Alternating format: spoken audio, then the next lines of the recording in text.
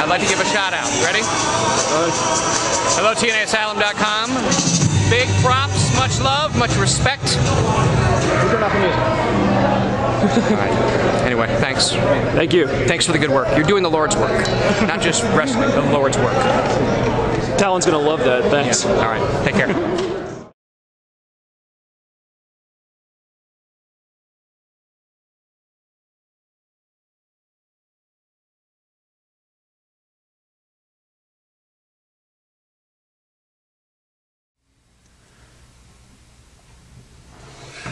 Okay.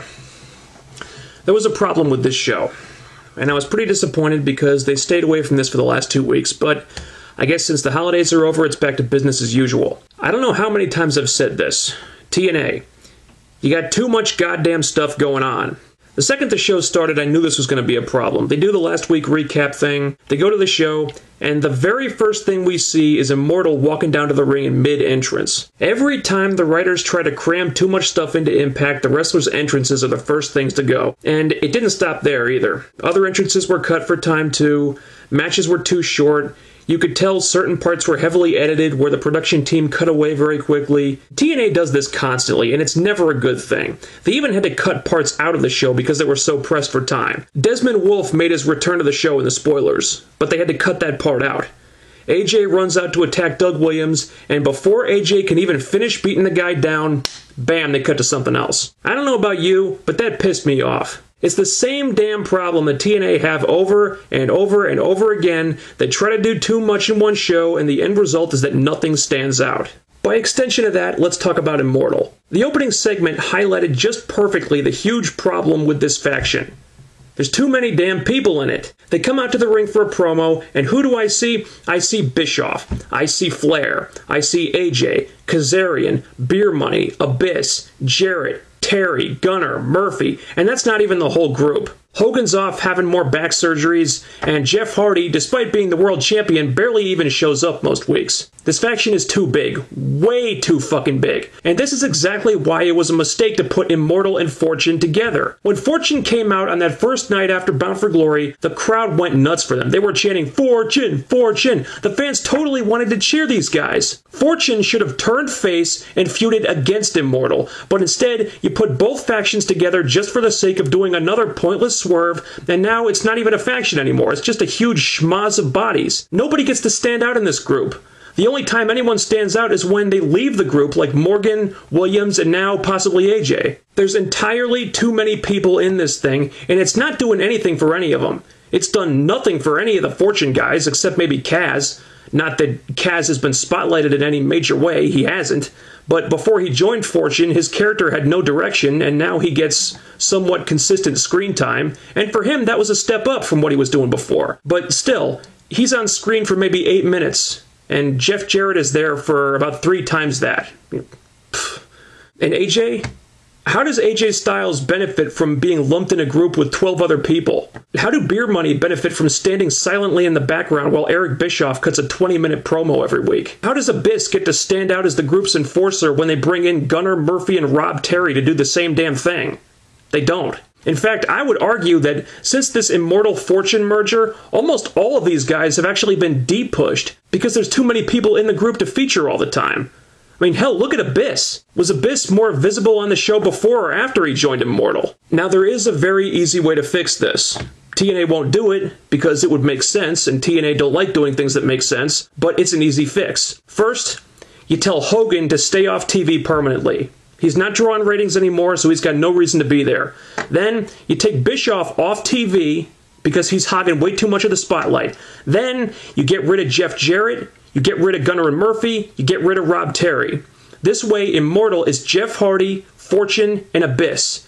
That gives them one representative from each division so they can hold all the belts. Flair is the manager, Abyss is the enforcer, and that's it. It's still a big faction, but this way every guy in there has a purpose. Hardy and Fortune focus on the championships. Abyss focuses on taking out guys like Kurt Angle who are attacking them but aren't going after any of the titles at the moment. And Flair is the mouthpiece who talks the group up. You give each one of these guys a separate feud that they can be spotlighted in, that they can get good match time in, get chances to cut their own promos, and that's like 2/3 of the show right there. Fewer people in the faction means the guys that are left get used much more effectively. Now, doesn't that sound better than what's going on right now? Doesn't that sound better than 12 people muddled together in the background, not saying a word while all the cameras are pointed at Eric Bischoff for half an hour straight? Now, as for the show itself, they did some good things here. They ran down the entire pay-per-view card. That should go without saying, but TNA don't always bother to do it for some reason. They made an effort to emphasize the importance of Genesis and the importance of the championships, though not for the reason the championships should be important, but it's a lot more than what they normally do. But there are two things here that have not been explained. Number one, why is it so crucial that Immortal have all the championships by Genesis? Aside from that being an obvious hook to sell Genesis with, why is that pay-per-view the end of the line? Number two, how on earth does Immortal having all the belts give Bischoff leverage against Dixie's lawyers? That makes no sense whatsoever. Anyway, the opening segment set up the theme of the show. Immortal want to soften up all the champions.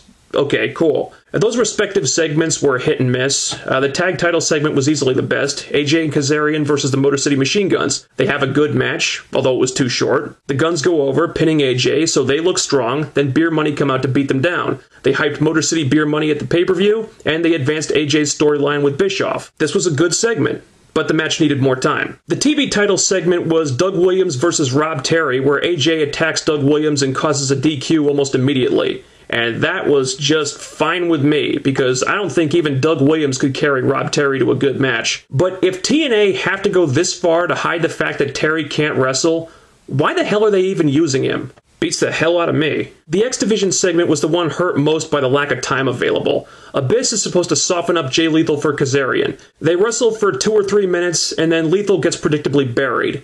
And they'd probably try to excuse this by saying that Lethal was hanging in there with Abyss. But the problem is that when the match is that short, it really doesn't matter how competitive it is, because in the end, Lethal only lasted for like 3 minutes. If you want to book it like this, fine. But you need to make Lethal look strong beforehand. Let him take Abyss to the limit for like 10 minutes, and then have Abyss go nuts on him because he's frustrated that he can't seem to beat Jay Lethal clean, and then you do the DQ finish. That would have made Jay Lethal look a hell of a lot stronger than this did. I mean, he pretty much got the jobber treatment here. And again, that just goes back to not having enough time available. And yes, once again, there was a very easy way to fix this. The Samoa Joe Pope segment. It was a good segment. I enjoyed it. But are either of these guys on the Genesis card? No. So guess what, TNA? They don't need to be on this show. There's no reason on earth why this couldn't have been saved until next week. You should have delayed this angle until after the pay-per-view and given that time to the tag team match and to Lethal Abyss. And while you're at it, you should have cut down on all the time you devoted to the Jarrett MMA segment. My god, that shit went on forever. At least Kurt Angle's back now, so hopefully their match at Genesis will finally put an end to this crap. I can't tell you what a waste of time this has been. I went to a house show the other day. I had a lot of fun. It was a good show, except for one part. When Jeff Jarrett came out to do his little MMA Open Challenge crap, guess what? I left my seat and got in line for autographs. I paid over $50 for my ticket, and I didn't even watch this part. I didn't care, because it's stupid. That's coming from an MMA fan. I'm guessing that's not the reaction TNA was hoping for. Then there was a Knockouts tag match. Mickey and Velvet versus Sarita and Madison. Question. Why are Madison and Sarita friends again? I thought they hated each other now, because Madison was being a bitch and then Sarita beat her in 2 matches. But they didn't even tease any tension between them. The answer is, Tara's injured, so she can't wrestle, and Sarita's the only other heel knockout on the roster right now, so she has to be in there by default. They're continually running into problems like this because of the knockout roster being so depleted. They've got to get some new female talent in the mix. They got Christina Von Eerie signed to a deal. I don't know why the hell she hasn't debuted yet. I guess they'd just rather continue putting Velvet Sky in matches, as if that's going to lead to anything good. You got Mickey and Sarita, who are great wrestlers, and you got Velvet and Madison, who are not. Velvet is tagged in the entire match, and Madison is tagged in too much for my taste, which means the match isn't that good. Yeah, they were trying to keep Mickey and Madison away from each other. Fine, it accomplished that. It hyped their pay-per-view match, but Mickey has to win that championship at Genesis. This title match has been built for 3 months. but there's no way the Mickey Madison match is going to be as good as the Mickey Tara stuff was. There's no way. So the longer they put off this title change, the longer they build it up, the more underwhelming it's going to be when it happens. And that's a pretty accurate representation of Madison's entire title reign up to this point. I like the sit-down interview with Morgan and Anderson. They finally got to the point where these guys want to kill each other. Good. It took too long to get there, but better late than never. Then in the main event, they had Rob Van Dam versus Jeff Jarrett, because Jeff Jarrett needed even more screen time, apparently.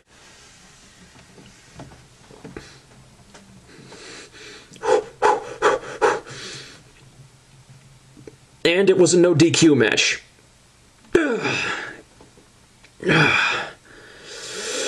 Why was it no DQ? Beats me. I guess TNA just have to have a gimmick match every week now. The match was too short and it sucked. Jeff Jarrett can't hang with Van Dam, obviously. So what do? They turn the whole thing into an angle just to beat down Van Dam, and Jeff Jarrett wins. That's right. TNA put Jeff Jarrett over Rob Van Dam. Whoop-de-fucking-do. Have I mentioned that I'm not ordering Genesis? Oh, I'll stream it.